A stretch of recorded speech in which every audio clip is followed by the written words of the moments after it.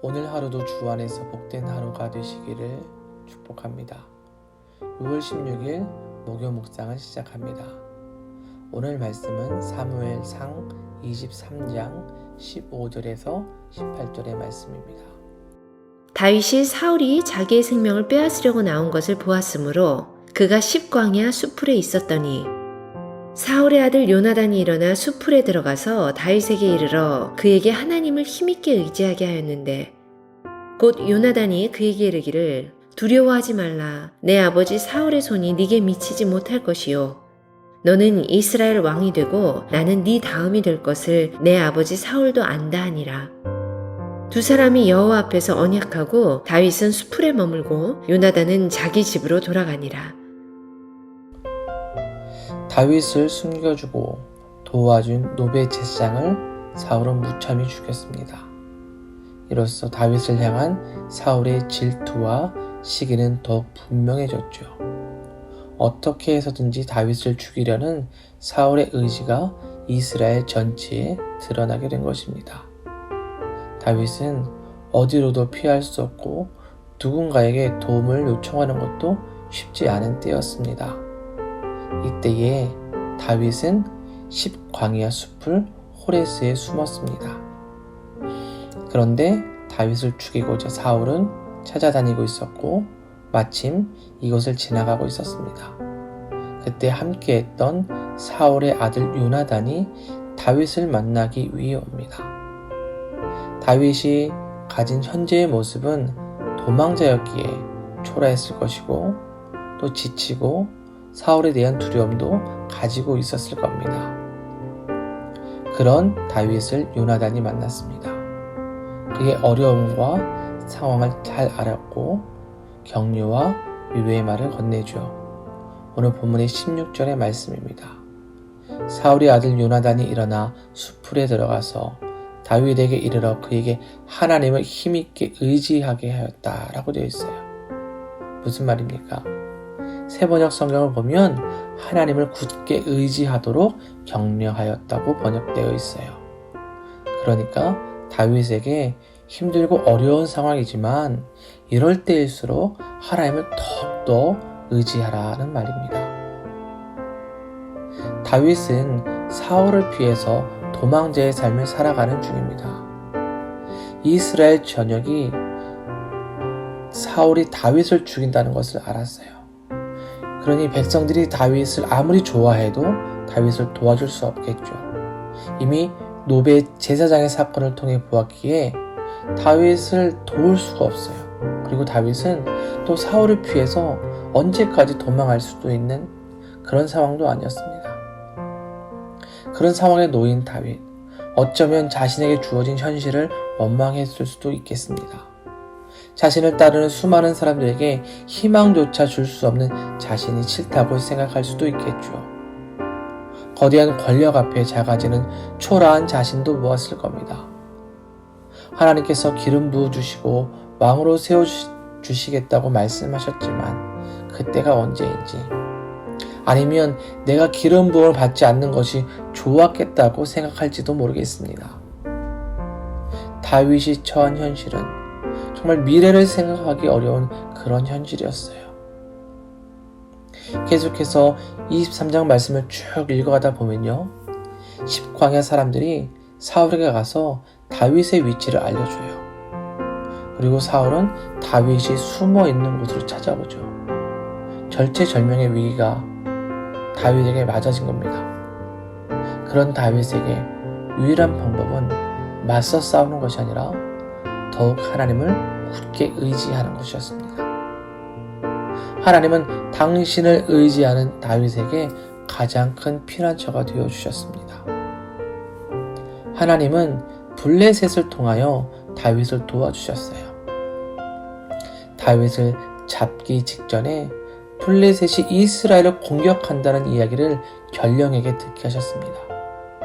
그래서 사울은 다윗을 잡는 것을 포기하고 돌아가죠. 사울은 다윗을 잡고자 했지만 하나님의 보호 아래 있는 다윗의 머리카락 하나도 잡지 못했습니다. 다윗이 사울을 피해 도망갈 때 지은 시편 142편의 말씀을 보면 6절에 이렇게 되어 있습니다. 여호와여 내가 주께 부르짖어 말하기를 주는 나의 피난처시요 살아있는 사람들의 땅에서 나의 분깃이라 하였나이다. 이렇게 고백해요. 다윗은 하나님을 피난처로 고백하고 있어요.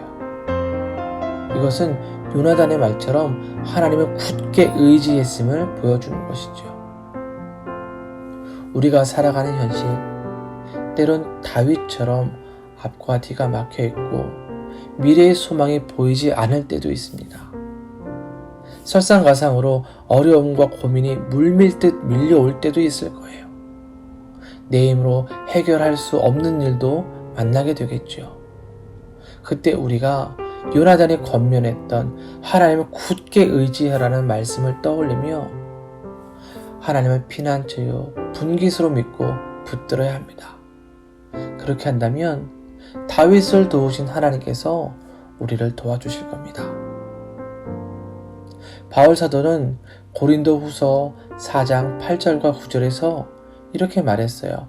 우리가 사방으로 우겨쌈을 당하여도 쌓이지 아니하며 답답한 일을 당하여도 낙심하지 아니하며 박해를 받아도 버림바 되지 아니하며 거꾸러뜨림을 당하여도 망하지 아니하고 라고요. 왜일까요? 우리 안에 예수가 함께 하시기 때문입니다. 예수의 생명이 우리가 실패 인생이 아닌 승리와 생명으로 살아갈 수 있도록 인도하시기 때문이죠.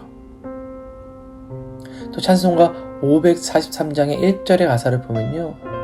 어려운 일 당할 때 나의 믿음 적으나 의지하는 내 주를 더욱 의지합니다. 세월 지나갈수록 의지할 것뿐일세 무슨 일을 당해도 예수 의지합니다 라고 찬양하고 있어요.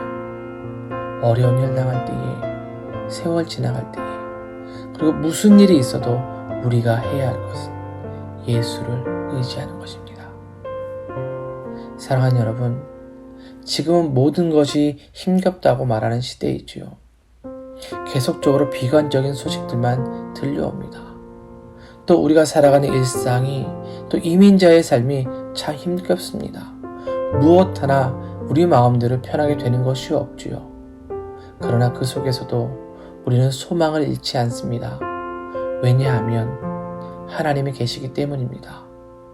무슨 일이 있어도 어떤 일을 당해도 바로 우리 주님을 의지해야 합니다. 다윗을 도우신 하나님께서 우리를 도우시고 우리를 보호하실 겁니다.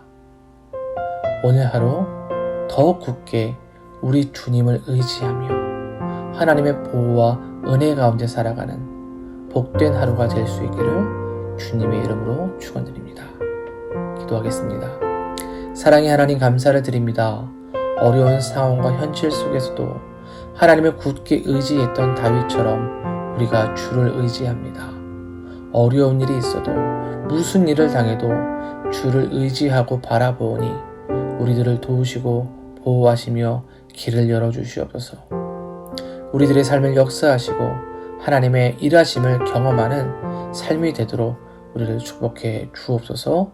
예수님의 이름으로 기도드립니다. 아멘.